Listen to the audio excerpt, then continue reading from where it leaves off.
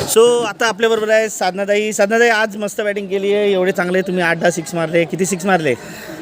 आम्ही 5 ते 6 मारले असतील.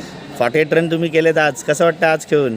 खूप छान वाटते. मी ॲक्च्युली बऱ्याच वेळानंतर आलेली आहे. कमीत कमी माझ्यामध्ये 6-7 महिने झाले असतील, त्याच्यानंतर मी कमबॅक केलं आहे.